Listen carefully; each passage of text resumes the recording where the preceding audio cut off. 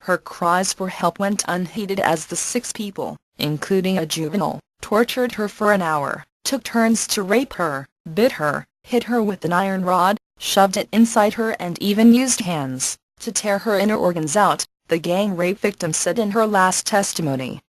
In her 4-page statement in Hindi to the magistrate 5 days after the barbaric attack on her, the 23-year-old paramedical trainee, who was admitted to a city hospital in a critical condition, pleaded with the authorities to burn them alive.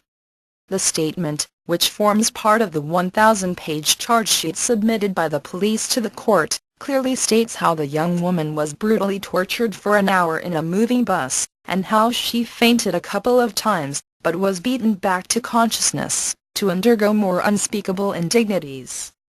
The charge sheet also has a handwritten statement of the victim, which has barely 20 words scribbled by her in her semi-conscious state.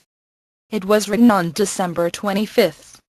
The girl mentions the rod used against her in the note. A Delhi court on Tuesday convicted 4 men for the December 16, 2012, gang rape and murder. IANS has reproduced the last words of the woman, who died 13 days after her gang rape, minus some of the graphic and numbing details that she revealed to a woman magistrate of Delhi. I was returning after watching Life of Pi from Select City Mall in Saket. We took an auto from there and reached Munirka. Here we saw a white-colored bus. The conductor of the bus was announcing that the bus was going to Palam and Dwarka. As I had to go to that side, my friend and I boarded the bus.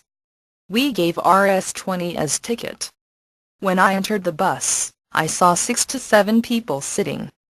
I thought they are all passengers. I sat in the front seat. The bus had yellow curtains and red seats. The windows were closed and had tinted glass panes. I could see from inside, but no one could see from outside. After settling in, I looked again at my co-passengers and got little suspicious. But by that time I had already paid the money and the bus had started. 5 minutes after boarding the bus, the conductor closed the bus gates and switched off the lights.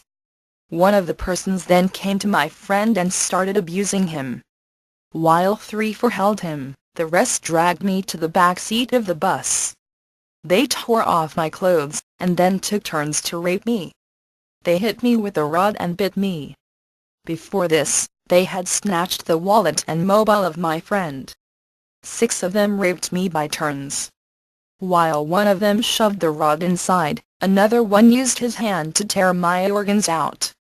The torture continued for 1 hour in the moving bus. They took turns driving the bus and raping me.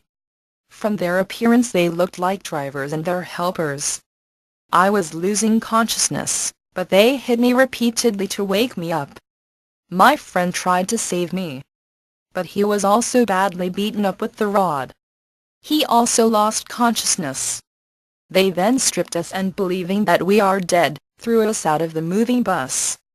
We were both without clothes on the street. A passerby called the police. They should be hanged, so that such an incident does not happen with another woman. They should be burned alive. The young woman, who died on December 29 at a hospital in Singapore, where she was flown by the government after a national outcry and massive protests, said in the statement. The answer was to the magistrate's question on what punishments the accused deserved from the court. For Newsfeeder, Maria Paul.